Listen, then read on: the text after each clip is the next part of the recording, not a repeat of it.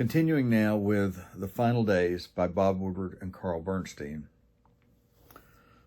And in this session, we resume where we left off in the last session with Monday, July 29th, 1974.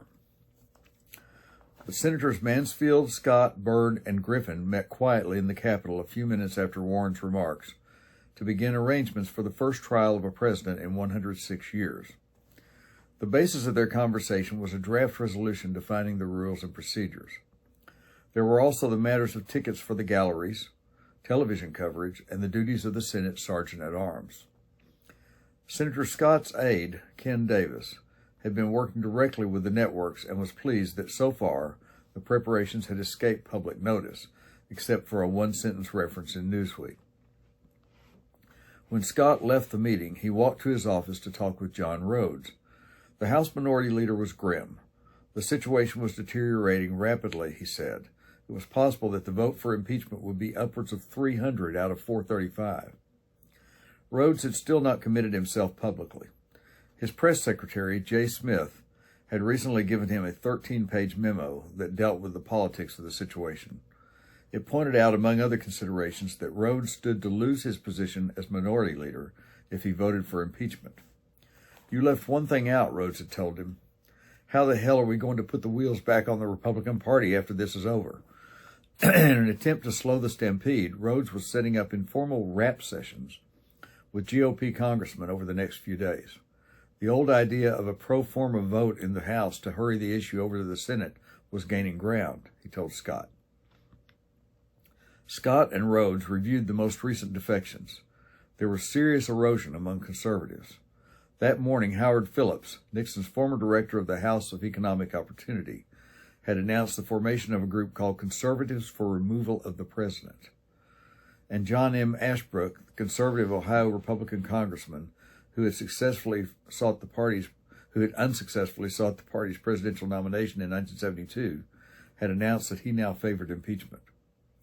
The minority leaders agreed that impeachment by the House was inevitable. Things weren't looking good in the Senate either, Scott said. He thought there were already 60 votes against the president, only 7 short of the necessary 2/3 needed for conviction. That was bad at this stage, and it looked as if it would get worse, especially if the tapes contained damaging material. As for the president, he was alone with his tapes again. Since 11 a.m., he had been in his EOB office listening. Bull was in the anteroom, queuing for him. Just after 5 o'clock, Nixon summoned St. Clair and Bizart. He told them he had reviewed the first group of 20 conversations, the ones St. Clair had to turn over to Sirica tomorrow, Tuesday. That took care of the immediate issue, but Bizart had another problem. June 23rd. The president asked Bizart if he had listened to the other 2 conversations he had with Haldeman on that day. No, Bizart replied. He had listened only to the first conversation. "Well, I'm going to check those," said the president. A little before 6, the direct phone from the White House in Bull's home rang. Bull had arrived home only a few moments before and was tired. "Who the fuck is this?" he wondered as he picked up the receiver. Excuse the language, please. He waited for the operator to identify the caller, but the voice on the line was the president's. Nixon wanted Bull to come back in at about 8 and set up 1 or 2 more tapes for him. Then the president joined his wife and Julie for a cruise on the Potomac. It was one of the shorter trips of the season, an hour and 15 minutes, and one of the most subdued. Lieutenant Commander Combe thought Julie seemed maudlin. The Sequoia docked at 7:30, and the president returned to the White House for his rendezvous with the tape recorder. Julie joined David at their apartment. The phone rang shortly after she arrived. David answered. It was Bernstein, suggesting that David turn on the television set because Sandman and Representative Charles Wiggins of California were putting forward a spirited defense of the president. "They're saying really good things," Stein said. "You ought to turn it on because it may be the last time you hear anybody saying good things about the president." "How do you think he's doing?" David asked. "Badly." "Very badly," David offered. He put Julie on the line and went to turn on the television. "How are things going?" she asked. Stein never knew what to tell her. Throughout the spring and summer, their frequent conversations had followed a pattern. Stein always tried to think of something positive to say. Partly to have something else to talk about, he had given Julie a copy of Joan Didion's collection of essays, slouching toward Bethlehem. She had liked it immediately. Tonight, Stein counted himself lucky. He could tell her about Sandman's and Wiggins' arguments. But Julie wasn't very cheered. As she had done several times of late, she asked Stein if he thought the White House staff would stay in line. "I think so," Stein answered, trying to sound confident. "How's your father?" "Oh, he's all right," she said, not too convincingly. Stein tried one more time to cheer her, praising her parents. "They're so strong," he said, "like pioneers, even like Lincoln." Julie always accepted such praise without question. As they were talking, the House Judiciary Committee approved a second article of impeachment that charged the president with abusing his power and with repeatedly violating the constitutional rights of citizens. This time, the vote was 28-10. Another Republican, Robert McClory of Illinois, had joined the majority. The president listened to tapes until late into the evening. Finally, he removed the oppressive headphones and rose from his captain's chair to summon Bull. His fatigue was evident on his face. "I've heard enough," he said. Now we move on to Tuesday, July 30th. Despite his weariness, Nixon had had difficulty sleeping. It was a problem that occurred ever more frequently, and it was beginning to cause concern in the family. For years, Nixon had maintained the same schedule rigidly, but all through that spring and summer, his cycle had become erratic. Staff members who knew or sensed the problem, particularly Haig, Ziegler, and Bull, had constantly to readjust the president's calendar to accommodate his unpredictable hours. This morning, he had an 11 o'clock meeting with Secretary Simon, Scowcroft, and Kenneth Rush, his new economic advisor, his only appointment for the day. When he had not come down by 10:30, Ziegler sent Judy Johnson to ask where he was. The one person who was sure to know, Sanchez, said the president was still asleep. The meeting was postponed until 3. But by noon, Nixon had gone to the Lincoln sitting room to hear more tapes. He was still listening at 3. St. Clair was due in Sirica's courtroom at 4 o'clock with the first 20 tapes. Although these conversations had been reviewed before the edited transcripts were released, it was taking a long time to index the first batch, as well as to prepare a list of the parts the president desired to be withheld on the grounds of national security or executive privilege. An inordinate amount of time, St. Clair thought. As the deadline approached, he lost his patience. "I haven't got all day," he shouted into the phone at Hauser. "I've got to be in court. Get that list over here." St. Clair's press staff was also involved in an exhausting search for any notes that Haldeman, Colson, or Ehrlichman had made during or after the conversations. The notes were also under subpoena. St. Clair got neither the list nor the notes in time. The person most familiar with the documents, Bizart, was unable to help look. As unofficial personal counsel to Haig, Bizart had accompanied the general to a hearing of the Senate Foreign Relations Committee, where for 3 hours Haig was grilled about what he knew concerning the administration's wiretapping activities. Bizart's assistance was scarcely required. Haig himself fielded and skirted the questions quite deftly. It was after 3:30 when St. Clair and a retinue of aides left by car for the courthouse. As they approached the building, St. Clair contemplated the reporters crowding around the entrance. "Look at those vultures," he sneered. Dan Papeo, one of St. Clair's assistants, told the driver to go around the back way. No, St. Clair contradicted. "Go in the front way." As the car braked at the entrance, St. Clair fashioned his broadest smile. "Okay, we'll play their game," he said, and he got out to greet the vultures. At 12 minutes to 4, the president's lawyer turned over the 20 tapes and explained uncomfortably that a search for the notes was continuing. The printed matter, notes, index, and list of privileged material would be delivered the next day, he assured the judge. The president at last kept his appointment with Simon, Rush, and Scowcroft to discuss international economics and Simon's recent trip to the Middle East. He appeared to focus on the issues. To Scowcroft, it seemed like business as usual. Simon felt that he had rarely seen the president so calm and confident. After the hour-long meeting, the Treasury Secretary effusively told reporters that the president was as strong as he had ever seen him. Nixon was still relaxed, almost cheerful, when Bizart entered the presidential office in the EOB early that evening. The president asked him again if he had listened to the other 2 June 23rd conversations. Bizart had not. "Well," said the president, "he had, and they proved his contention that the FBI had been sidetracked for legitimate reasons of national security, not for political considerations." Bizart said he would listen immediately. Taking the president's copies, he headed back to his office. He threaded the magnetic tape to the second Nixon-Haldeman conversation of the day from 1:04 to 1:13 p.m. and adjusted the headphones. "Okay, just postpone," he heard the president say, but he couldn't make out the rest. He heard scratching noises as if the president were writing as he talked. The scratching stopped. "Just say," the president continued, and he added something which was unintelligible. And then, "Very bad to have this fellow Hunt. He knows too damn much, and he was involved. We happen to know that." Bizart stopped the machine. The illusion wasn't too bad, he decided. The president knew about Hunt's involvement. That was never covered up. Bizart pressed the playback mechanism and heard Nixon talking in vague terms about Hunt's being, quote, likely to blow the whole Bay of Pigs thing, end quote. The president seemed to be considering what excuse or cover story might be fed the CIA. "I don't want them to get any ideas we're doing it because our concern is political," the president said. "Right," Haldeman answered.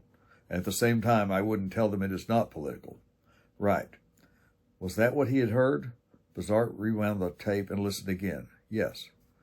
Bizart let the conversation run to the end before he took off the earphones. There were, as the president had insisted, references to the CIA and national security, but it sounded as if Nixon and Haldeman were solidifying the cover they had agreed upon earlier that day. Rehearsing their lines?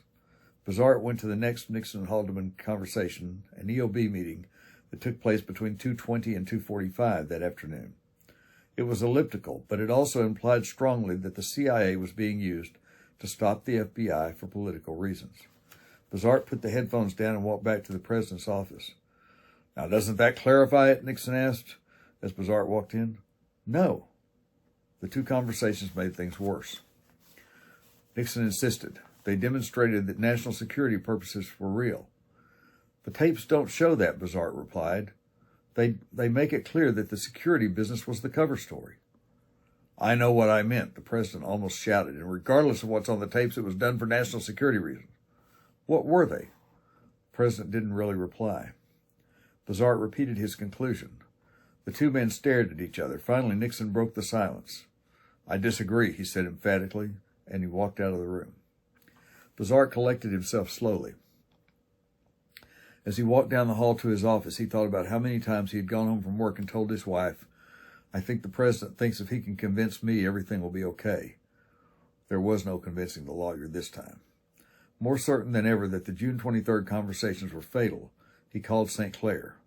He told him about his latest discussion with the president, and now he insisted that St. Clair listen to the tapes. St. Clair was anxious as he came in to listen. In San Clemente, he remembered, the president had told him that the initial tape was, quote, not that bad. Hearing the conversation now, he had trouble understanding its meaning. Among other things, he did not recognize some of the players in the scenario and really didn't know the whole history well enough. Patiently, Bizart identified Dahlberg and Ogario and explained their significance to events. St. Clair asked to hear it again, but a second hearing failed to persuade him that the president's assessment was mistaken. The legal case was still not there. The conversation was not conclusive, St. Clair said. Bizart explained that the conversation was a direct contradiction of what the president had said in his May 22nd statement. That construction of events was basic to the president's defense. A flare point, Bizart called it. Any significant evidence which undermined the May 22nd statement was probably fatal. For 2 years, the president had clung to a basic story, had denied that he had sought to cover up. On the surface, the tape might not sound so bad, but in the context of those specific denials, it undercut the president and Haig and Bizart. Bizart reviewed the background of the May 22nd statement. When it had been constructed, Haig and Bizart and the president as well were aware that it was the bottom line. It had to stand definitively. It had stood, Bizart said, until now. They were lawyers, and they had to be practical. If the president had lied about this, what was on the other tapes? St. Clair said he was not persuaded, though he saw a large problem. Bizart's frustration was evident. Put it in another context, he suggested. The tape plainly contradicted St. Clair's own presentation to the Judiciary Committee. Now St. Clair seemed to understand. He listened to the tape a third time and weighed it against his flat assertion to the committee that national security was the single motivation for the orders to the CIA. His own position was untenable. The tape proved that the president had lied to the nation, to his closest aides, and to his own lawyers for more than 2 years. Even if the tape did not prove legal guilt, it would certainly mean impeachment and conviction. St. Clair saw that now. He wanted time to think things over. He had his own options to review at this late date. That evening, Mrs. Nixon went to dinner at David and Julie's with her old friend from California, Helene Drown. David had never seen her so distant. Julie and he tried to draw her out, but she remained very quiet, distracted, uncommunicative. She didn't want to talk about the Judiciary Committee. She really didn't want to talk at all. The committee was completing its task. It passed the third article of impeachment for the president's defiance of its subpoena. The vote was 21-17. 2 additional articles accusing Nixon of illegally concealing the bombing of Cambodia and of committing tax fraud were rejected by votes of 26-12. The last vote having been recorded, Rodino gavelled the committee's deliberations to a close just after 11 p.m. The leaders of the House had agreed to begin floor debate in about 2 weeks after completion of the committee's final report. Ziegler had watched the proceedings with Sawyer in his office. As usual, he sent Warren out to offer the official response. The White House remained confident that the full House would not vote to impeach. In truth, the president's aides were shattered. They had lost confidence in the outcome of the House vote, in the president's innocence, in his ability to govern, and in each other. Birch and Timmons had spent most of the day canvassing the Hill. Nixon would be lucky to get 104 votes in the House. Even his strongest supporters were advising. The televised impeachment hearings had been ruinous. There was much to be said for getting the matter over to the Senate as quickly as possible. Both Birch and Timmons had been angered by Haig during the senior staff meeting that day. The chief of staff had continued to allude to a, quote, problem on the tapes, but had refused to tell the men in the trenches what it was. Worse, Haig had deferred to St. Clair and ruled that Buchanan would not be permitted to listen to the tapes. Buchanan was not a lawyer and would therefore not be protected by attorney-client privilege. Timmons, seeing the choices narrow, pushed Haig on option 2. Shunting the issue over to the Senate was Nixon's best, perhaps only, chance.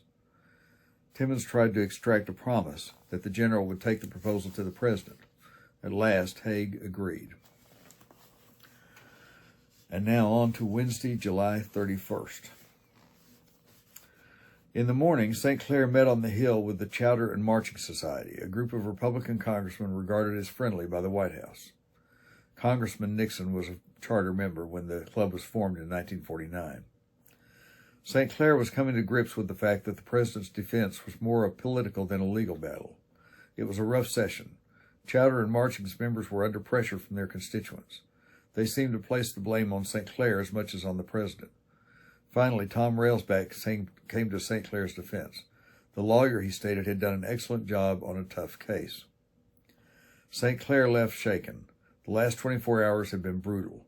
At last convinced of the inevitable repercussions of the June 23rd tape, he was tired and depressed and was looking for some way to get out of the case. The process of getting the president out of office had to be expedited, whether it was by resignation or by impeachment and conviction. To St. Clair, resignation was preferable. It would be quicker and more dignified, and it would save St. Clair the professional embarrassment and frustration of arguing a hopeless case in the House and then in the Senate. He went to see Bizart, who welcomed St. Clair's overnight conversion. Resignation was the preferred route. Bizart agreed readily. Both lawyers considered taking a recommendation to the president, but decided they had better see Haig first. The chief of staff would have to agree with them if their judgment was to carry much weight with the president. Haig would be reluctant to confront Nixon, Bizart knew, but he thought the general was beginning to share in the sense of fatalism. The lawyers walked over to Haig's office. The general was busy, but he sent out word that he would see them shortly. Al, Bizart began when they were finally seated inside, Jim and I want to see the president. Haig looked serious and said nothing. The lawyers stated their position. Even if they could somehow show that the tape was insufficient evidence of obstruction of justice, its disclosure would enrage the public and Congress. The tape demonstrated that the president had lied for 2 years about his participation in the cover-up. Legally, the tape might not be any worse than the March 21st conversation. Politically, the president didn't stand a chance once it was released. Al, Bizart said, it's going to kill him. Haig did not dispute their assessment. Somewhat nervously, the attorneys explained their obligations as lawyers. They had to set the record straight. Lazard paraphrased the canon of ethics and repeated the point he had made a week before. If a lawyer found that a client had withheld evidence, he was obliged to disclose the evidence or get the client to change his plea. In this case, resignation would constitute a change of plea. Haig seemed not to disagree. The question was no longer if, but how the president will leave office, he admitted finally. Haig leaned toward resignation. Yesterday, he confided, the president seemed on the verge of deciding to resign, but today Nixon had changed his mind, and had told Haig he was determined to fight to the finish. Haig was fairly certain the impeachment process should not run its course, but he was not at all clear about the best way to proceed. And I'm going to end this session right here, and we'll begin our next session. In our next session, we will resume reading on Wednesday, July 31st, from The Final Days by Bob Woodward and Carl Bernstein. Thanks for watching.